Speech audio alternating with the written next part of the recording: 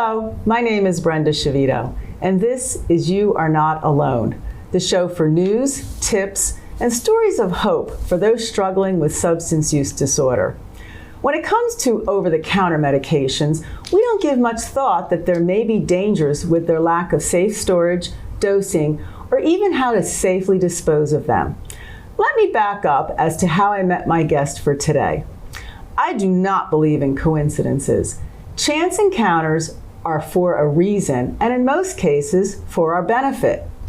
This past June, I was invited and participated in the inaugural Family Opioid Summit in Washington, D.C. It was a conference organized by the United States Justice Department. It was designed to bring parents from around the country together who have lost a child to substance use disorder, specifically due to fentanyl poisoning. The Drug Enforcement Agency, better known as the DEA, had presentations and encouraged an open dialogue to better understand the impact of losing a child to this senseless disease. The objective was to discuss ways to bring awareness and to educate our communities to the opioid epidemic that is claiming countless lives in our country every day. Now, what are the chances that in a ballroom filled with hundreds of people that my guest today joined us at the Philly table and our paths would cross, bringing us to this day? Again, no coincidences. My guest today is Anita Brikman. You may be familiar with the name, but like me, initially I was not able to place her. If that's the case for you, I'll fill you in. She was the news anchor and, quote, HealthCheck reporter for Channel 6 Action News in Philadelphia from October 1994 to December of 2007. Since leaving Philadelphia, she has held other positions in news broadcasting and as a communications director at a hospice and palliative care organization in Washington, D.C. In 2016, she accepted a position as the Senior Vice President of Communications and Public Affairs and the Executive Director of the Educational Foundation with CHPA, better known as the Consumer Healthcare Products Association. I am thrilled that our paths have crossed and that we share the common thread of bringing awareness and education to our communities. And we are here to do just that today. Anita, welcome. Oh my gosh, what an introduction. Alone. Thank you, Thank Brenda. you so much for coming. Wow, I'm a little overwhelmed here. Welcome back to Philly. How does it feel? Oh, it feels wonderful. It is always great to be back in Philadelphia. So good to see you. So many great memories here, and yes, it's always good to come home. Oh, it's so good to see you. I'm so excited. Well, let's just dive right in and talk about your current position you took in 2016 with CHPA. Yeah, it's a mouthful, this Consumer Healthcare Products Association. So basically, we are the national organization that represents the makers of over-the-counter medicines, dietary supplements, and consumer medical devices. So this is anything, like you walk into the drugstore, what do you find there that you can buy without a doctor's prescription? Right. A lot of our companies are names people will know, like Bayer, Johnson & Johnson, which is right outside here of Philadelphia. You've got Colgate, Procter & Gamble, all these different companies, Bausch & Lomb, but we also represent a bunch of smaller ones. So that is what we do. We are a national organization. We're based right in Washington, D.C. because we advocate. That means we work with the regulators at the Food and Drug Administration about getting these products on the market.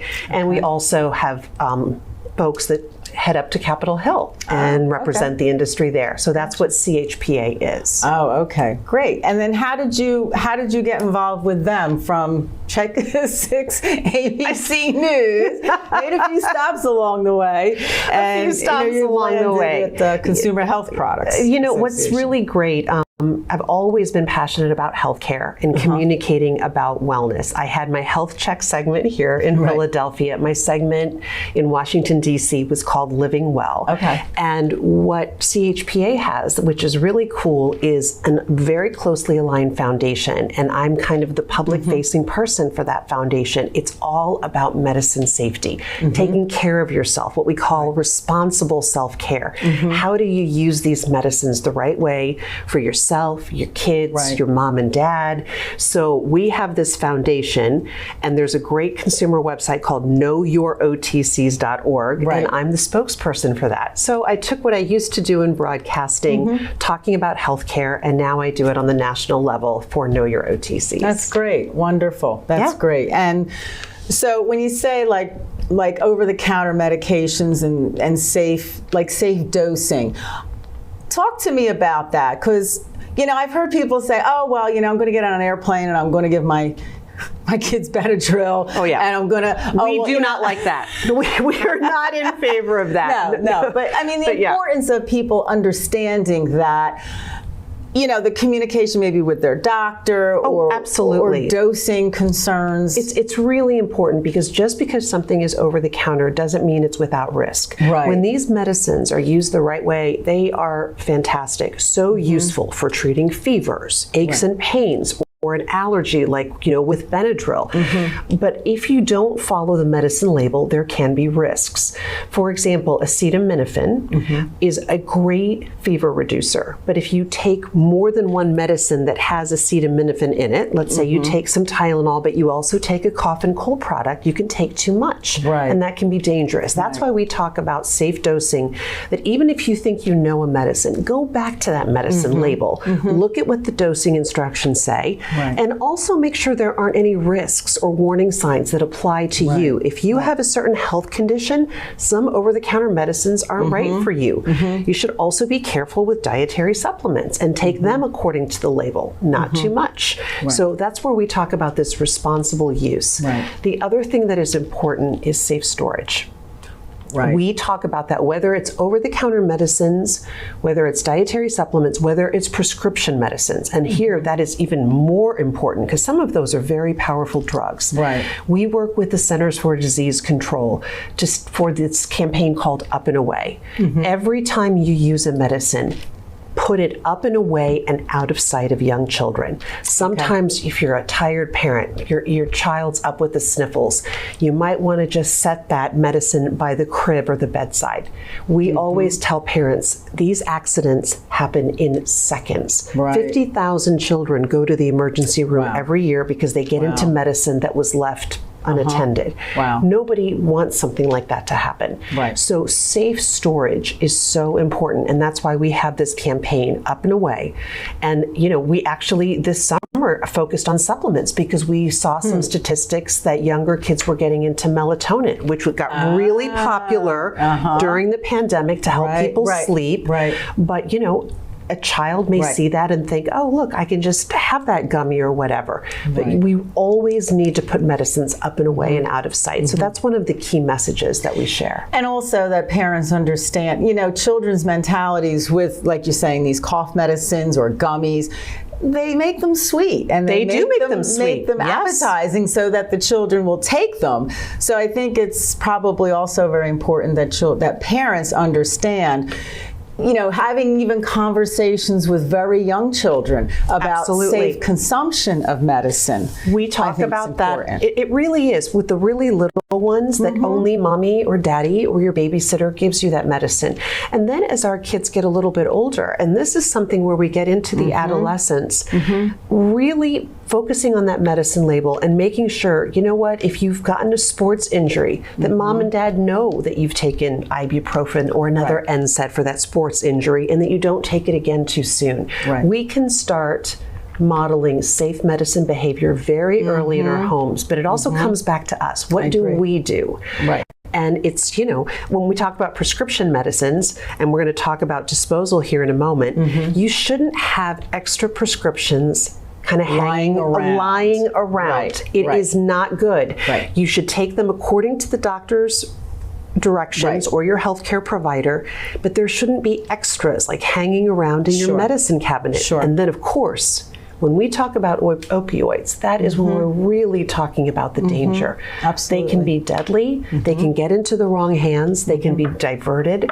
And so we think safe medicine disposal is also really part of the public health equation. And for parents to understand that, you know, teenagers, even having their friends, maybe coming to your home, you know, using the bathroom facilities and poking around in medicine cabinets. It can happen. And the importance of keeping them out of sight, you know, out of mind of anybody else, and that, you know, that adolescents or anybody for that matter needs to know that they're not accessible. Exactly. And that prescriptions, unless they have your name on them, not safe. Not safe. Absolutely not safe. Right. So when we talk about disposal in general, for most over-the-counter medicines and even a lot of prescription drugs that don't have an opioid, people don't know you can dispose of them at home.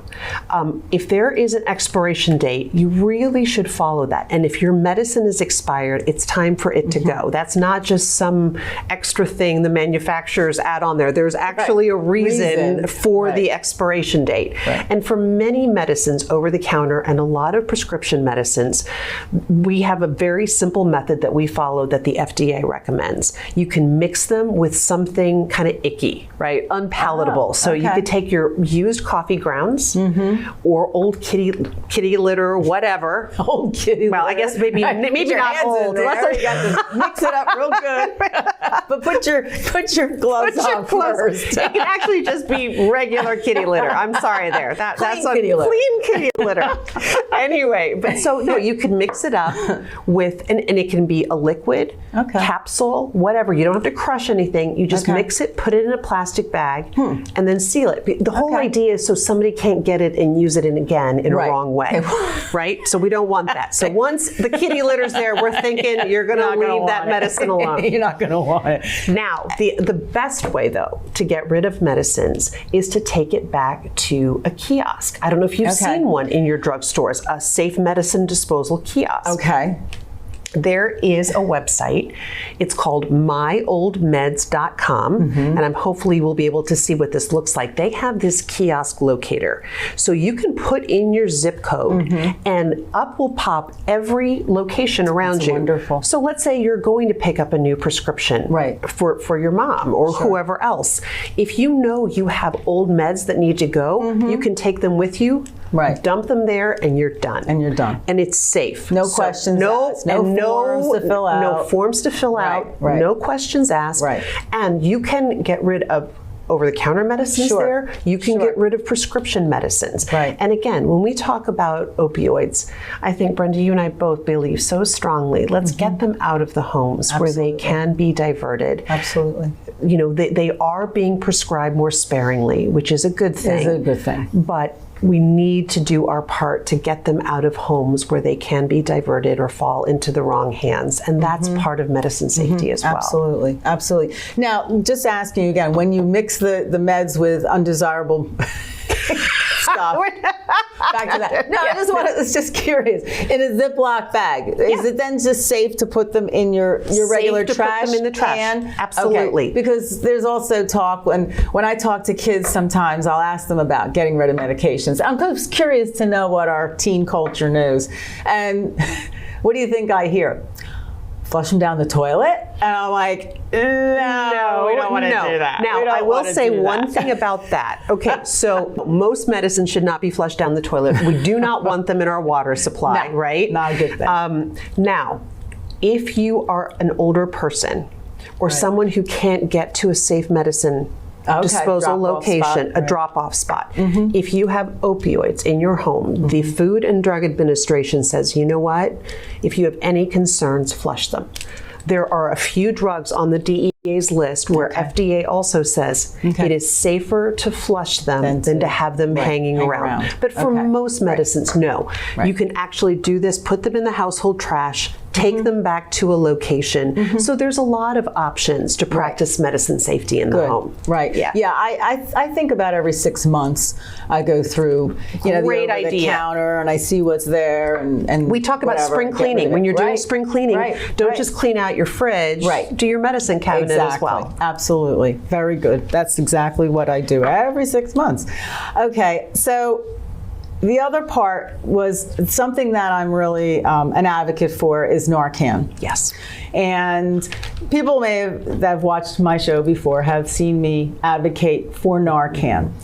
Narcan is a life-saving nasal spray that acts as an inhibitor of an opioid overdose. Now, this is just not for people who may be abusing illegal substances. It's for anybody who may even be in your home legally taking an opioid. Say you had a surgery or you have an injury and you're short-term taking an opioid.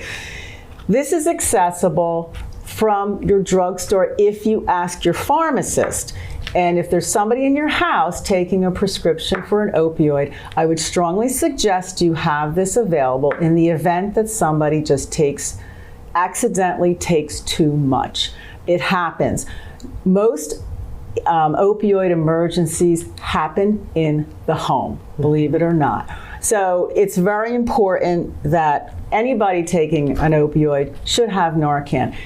And the other piece to that is I never leave home without Narcan. It's a life-saving nasal spray. I could be walking out of the grocery store and somebody could be keeled over on the sidewalk. I don't know if they're unresponsive. I don't know what just happened. It could have been a seizure of some sort, it could have been a stroke, or it could have been an overdose. You are protected by the law as a good Samaritan. If someone is unresponsive, call 911. You can administer Narcan, stay with that individual until help is rendered. You will not have any legal ramifications if you administer Narcan and there's something else that has happened to the individual. And it's accessible even through your county offices of drug and alcohol safety. And I would recommend, highly urge everybody to get trained in how to use Narcan. Oh, totally agree with you on that, Brenda. It's something I share a passion for as well. And the other thing that CHPA is involved with is this idea of making Narcan available over the counter. Wow. In our industry, we call that RX prescription to OTC switch. Okay. And this happens across medications. If a company can show the Food and Drug Administration that people can use this product and understand how to do it safely, effectively, without a doctor's intervention, then it is a candidate for what we call a switch. So it can be over the counter. So think about, like, let's say you walked into your drugstore. Do you know how many allergy medicines we see there? Okay, right? There are so many. Sure. So years ago, all of those were prescription medicines. Exactly. Right? I do remember you that. had to go to an allergist or someone else. Right. Well, those medicines have all been switched. Now, Narcan is another candidate, and there are a couple companies working with the Food and Drug Administration on over-the-counter options. Wow. We hope at CHPA to see those on the market very soon. We think it would increase access to Narcan, or, the name naloxone. And so that is something that we feel very strongly about would be a benefit to public health. But again, that is if these companies, they go through all the different regulatory benchmarks that the FDA requires for any drug. Sure. Of course, this is something that has a heightened sensitivity right now amidst the opioid epidemic, but we do know that there are a couple companies working with the FDA, and we hope over the counter will be available soon, because then you wouldn't have to talk to the pharmacist. You could just go in there and buy it. And let's say you own a local business. Sure. Why not have that Narcan on hand behind the counter? Because what if one of your customers, and all of a sudden seems to be in the midst of an overdose? This can save a life in seconds. Absolutely. And to your point, it's great. I think more businesses should. I know schools in the nurses' offices are having them. I would urge parents to send their child to college with a dose of Narcan. I would urge everybody to have it in their home, regardless of I any. think that's what we need. It's life-saving. It is, and that's where we need to get past that stigma that Right. I'm assuming that someone's in my circle is going to have a substance abuse disorder. I think if we can get past that and think we may not know who we may come across. Sure. And when you think about college kids and having them there like in a party situation, and all of a sudden if someone's unresponsive, Right. and as you said, the law protects you as a good Samaritan, Right. regardless of the outcome there. There is no downside to having this available and being trained on how to use it, and hopefully, potentially bring someone back from a devastating outcome. Sure. And have another opportunity at sobriety. That's right. Yeah, it's just like, hey, look, it's just like CPR. It's just like the Heimlich maneuver. It's just something that everyone should have in their medicine cabinet, in their toolbox, at their business. We have one at our church where the AED and the first aid kit is. Great example. And you just never know what is going to happen with this epidemic that we're facing. So, what else is hot? Oh, what else is hot? Oh, COVID. COVID. How can we not talk about COVID? We need to talk about COVID. So yeah, I will say I am COVID negative. I am, but I did just deal with that after some business travel. We're all getting back out and about and getting on the road doing things. Yeah. So, that's where over-the-counter medicines truly kind of had their time to shine. So during the epidemic, the pandemic rather, excuse me, during the COVID-19 pandemic, obviously in very serious cases, people were hospitalized. We lost countless lives. But many, many people had to deal with their illnesses at home. And they were able to do so thanks to over-the-counter medications like acetaminophen and ibuprofen to take care of your aches and pains and your fever. Right. I know that's what I used during this bout with COVID. Guafenicin, which is the brand name is Mucinex, helps you cough up the stuff that's in your lungs. Right. So what we have on knowyouroTCs.org is real-time information about COVID-19 and the latest guidelines from the Centers for Disease Control on, what are we hearing? What are the safety guidelines? What medicines can be used in different ways to help control your symptoms? And so I think from our perspective at CHPA, the one small silver lining to the pandemic is that people started to embrace self-care more, understanding how these options are there to take care of you, that you don't always have to go to a doctor.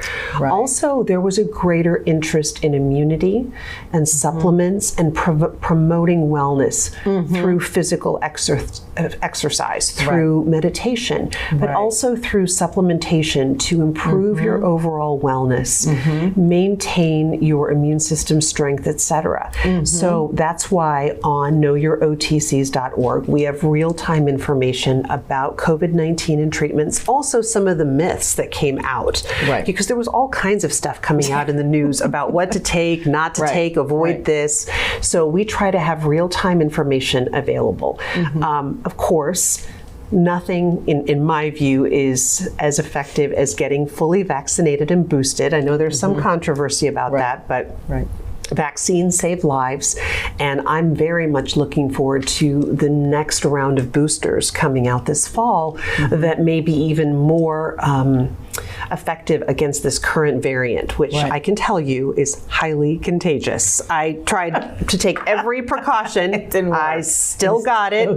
Fortunately, didn't get too sick. But yeah, I mean, I think the pandemic is something, and the evolution of this virus is something that we're going to be contending with for years to come. So if there is any silver lining to COVID, I think it was a time for many, to your point, maybe push the pause button on many levels, obviously, many aspects of life. That's right. And maybe take a look and say, about health. I've been doing it this way, I've been doing it that way. How can I do it better? How can I improve my overall health? Because, as you know, it was even still is difficult to even get to a doctor, or you're doing telemedicine. That's or right. You can't even get appointments because they're so overrun and they're understaffed in these times that we're in. But, just to maybe take more attention to your overall health for the long haul. What can I do different? Mindfulness, yoga, eating all better. All of those kind of things, all those right. good things. Sometimes people think our foundation, since we're focused on medicine safety, that we're about promoting the medicines as the solution. Right. Medicines, over-the-counter medicines, for whatever your small ailment might be, they are a good solution. But we also say there are so many other things to try, right? So when we talk about chronic pain, for example, it's not just taking more and more medicine, right? If you've had pain that's gone on for more than 10 days, chronic, it's time to at least consult a healthcare provider to make sure, see what's going on. And also, when we were looking at arthritis and other different types of pain, physical movement, like physical therapy, heat and cold, as well as the medicines. Topicals, there are more topicals that you can put on an aching joint, like your knee or your elbow, than there ever were before. So I guess a big point of what we talk about is when we say responsible self-care, it's like everything in its place. Nothing in excess. I agree. Right? Because I agree. taking more, if you're taking more and more than, and certainly more than the label says, and it's not helping, it's time to try something else. It's time to talk to a healthcare provider or try something else. Absolutely. And now that we're in the depths of the summer, horrible heat waves, but people are still. Is it any cooler in DC? I had to say, we were walking on Walnut, and I had to say, I'm like, wait, I thought coming up north, it was going to be a little cooler. I think you got to go further. I think you got to go further north. It is also hot, humid, and swampy in Washington, D.C. as well. Yes, we know that. But anyway, you also advocate for like the use of sunscreen and bug sprays. All of that kind of thing. Those are all, believe it or not, a sunscreen is actually an over-the-counter medicine. A lot of people don't know that because it has an active ingredient that protects you from cancer-causing rays from the sun. So we give advice on sunscreen, how often to apply it, with children, babies. We have a lot of information on just family care in general. What's in your first aid kit when you travel? Back to school information. All of this is at knowyourotcs.org. But I think at the heart of it, it's really about treating those medicines with respect in the sense that just because it's over the counter, it doesn't mean the rules are out the window. And again, keeping them away from young children is so important. It's amazing. I've talked to parents, like how fast turning your back while you're cooking or something like that. And all of a sudden it's like, wait a minute, here's this empty blister pack. Where did it go? And that's why we always feel it's important for families to have poison control on their fridge, in their phone, have that number to get help readily, and make sure your babysitter knows about that as well, and to get that information. And then, of course, if you're really concerned, call 911. Absolutely. Wonderful. All really great stuff. Well, so you've said the websites a few times. So one more time, if people want to get more information. I'm good at plugging my website. It's only really good and important, useful information. Oh, Brenda, thank you for this opportunity. It's knowyourotcs.org. You can also follow us on Facebook, Instagram, and Twitter. And as I said, we've got all kinds of great seasonal information. It changes up all the time, especially on social media. And we really think it's a go-to place for anything that's over the counter. Like, again, what are your symptoms? What ingredients should you be taking? What do you not need? So it's all in one place. And I'm just so grateful, Brenda, you gave me the chance to come and talk about our little foundation. I'm so tickled. I am so excited that you were here today. And thank you for making this a stop along your Northeast corridor. Love it. Always great to be back in Philadelphia. Love it. So good to see you. Thanks so much. And thank you for joining us for this important discussion about safe storage, dosing, and disposal of over-the-counter medications. I hope you have found it to be as valuable as I have. I'm Brenda Shavito, and remember, you are not alone. If you or a loved one needs help or you would like to make a donation, please visit us anytime at angelsagainstaddiction.org. I urge you to get trained in how to administer Narcan because I believe that together we can help save lives. Thank you.